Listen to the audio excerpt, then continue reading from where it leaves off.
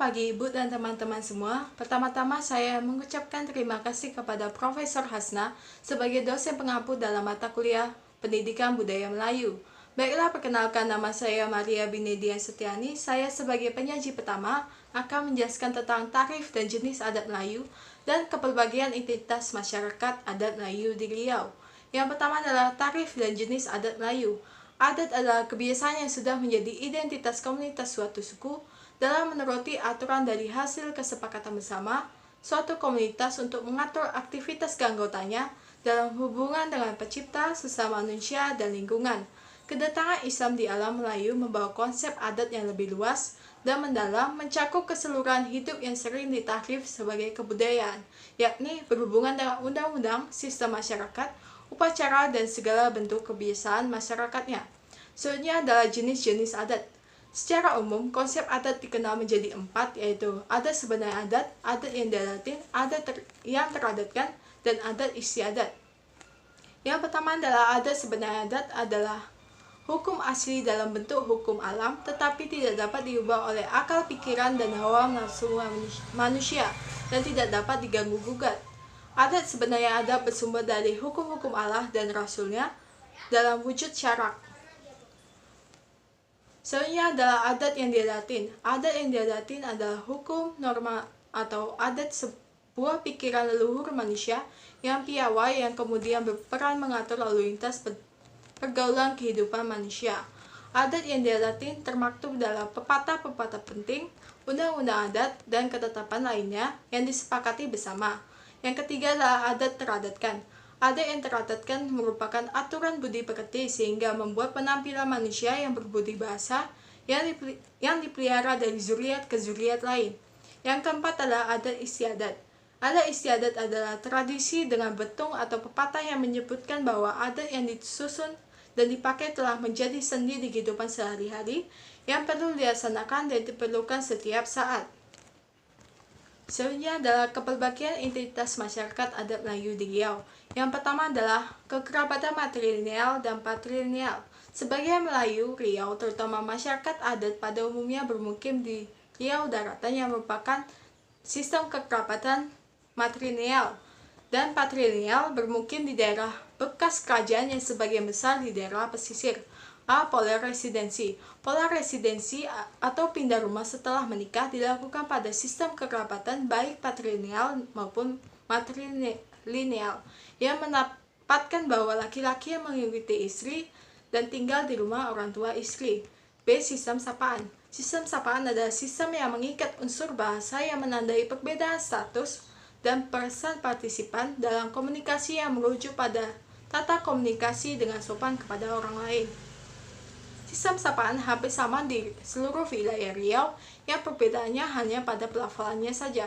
Misalnya sapaan terhadap orang tua laki-laki yaitu apa untuk menyapa orang tua kandung, ayah untuk menyapa orang tua laki-laki, dan abah untuk menyapa orang tua tiri. Sapaan terhadap orang tua perempuan yaitu oma. Sapaan terhadap cucu tetap cucu baik laki-laki maupun perempuan. Sapaan cicit tetap cicit, sapaan buyut tetap buyut. Yang kedua adalah sapaan berdasarkan usia, yaitu andong atau atuk untuk menyapa kakek atau nenek, nama diri untuk nama sebaya, budak untuk orang yang lebih muda dari penyapa, sedawa untuk orang yang akrab dengan penyapa. Yang ketiga adalah sapaan di luar kekerabatan. Di dalam agama yaitu sapaan yang digunakan untuk orang yang meneladani atau bekerja di bidang agama.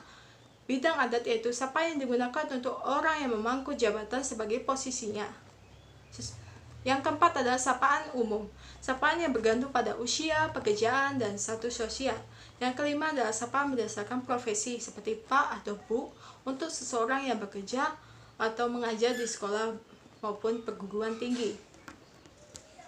Yang keenam adalah sapaan pengulangan kata. Seperti pada masyarakat Kubu, masyarakatnya menggunakan kata ganti persona pertama dan kedua. Contohnya aku dalam bahasa Indonesia yang merupakan kata baku dengan saya. Sapaan awak juga sepadan dengan aku dalam bahasa Indonesia. Yang kedua adalah kata ganti persona kedua, yaitu contohnya kami, yaitu sepadan dengan kami di dalam bahasa Indonesia. Kita dalam bahasa Indonesia merupakan kata ganti persona kedua. Selanjutnya adalah sistem pewarisan. Hukum waris yang berlaku di dalam masyarakat Melayu Riau menggabungkan hukum waris adat dan hukum waris Islam, yang pada dasarnya terdapat perbedaan, yaitu hukum waris Islam anak laki-laki memperoleh 2 kali lipat dari anak perempuan, sedangkan hukum waris adat anak laki-laki maupun perempuan mempunyai bagian yang sama, bahkan dihibahkan kepada anak perempuan khususnya bungsu. Penyatuan pewarisan adat dan Islam. Integrasi hukum kewarisan Islam yang dipraktikkan tidak seluruhnya berasal dari Quran dan hadis, akan tetapi berasal dari adat setempat. Hal ini terdapat pembatasan tikah pusaka hanya pada harta perkawinan, tetapi prakteknya tetap ditolerir sebab berdasarkan prinsip kemaslahatan untuk menjaga keseimbangan dalam rumah tangga. B. Harta warisan. Secara umum, harta digolongkan menjadi 3 bagian, yaitu harta soko, harta bawaan atau lajang tempatan, dan harta bersama.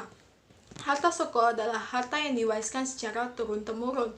Harta bujang adalah harta suami yang didapat sebelum menikah, dan harta tempatan merupakan harta istri yang didapat sebelum menikah. Harta bersama adalah harta kekayaan yang dihasilkan suami istri selama tali perkawinan. C. Harta tanah mama. Harta tanah mama dikategorikan menjadi 2, yaitu harta bersama secara selama pernikahan dan harta yang diwariskan secara turun-temurun. Tanah yang diwariskan adalah tanaman keras seperti karet, kopi, nangka, durian. Sedangkan ladang yang masih baru buka atau tanaman pariwijaya seperti padi atau jagung dikelola oleh keluarga. Selanjutnya adalah pelembagaan adat di Riau. Yang pertama adalah Sakai. Batin Sakai menjadi pemimpin formal yang mengatur dan mengemudikan masyarakat dengan asas adat. Selanjutnya adalah perbatinan pada zaman kerajaan Siak. Para batin orang Sakai, baik batin 5 atau salapan, memperoleh pengangkatan dari raja atau sultan. 2 kelompok ini masing-masing diperlakukan dengan satuan administrasi yang jelas dan juga menarik pajak dan upeti kepada perbatinan. Selanjutnya adalah perbatinan pada zaman penjajahan Belanda dan Jepang. Baik pada zaman Belanda maupun Jepang, orang Sakai tidak pernah diperhatikan. Pada zaman Belanda, wilayah kekuasaannya hanya sebatas dengan kekuasaan penguasa tradisional, sedangkan orang Sakai hidup menjauhkan diri dari dunia luar. Pada zaman Jepang, orang Sakai dibiarkan kehidupannya dan terbebas dari membayar pajak.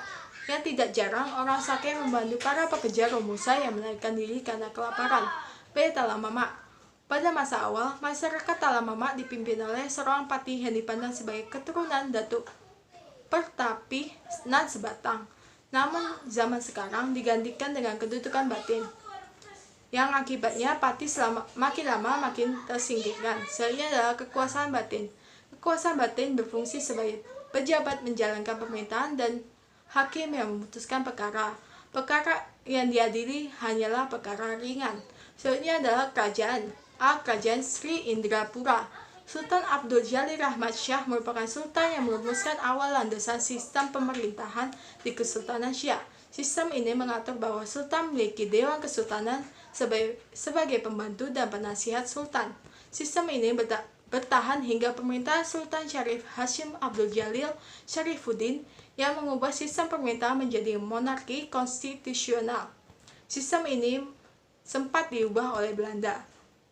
Sultan memerintah tanpa didampingi oleh Dewan Menteri yang bertahan hingga Sultan Syarif Qasim II yang mendeklarasikan bahwa wilayah Kesultanan Siak menjadi bagian dari NKRI.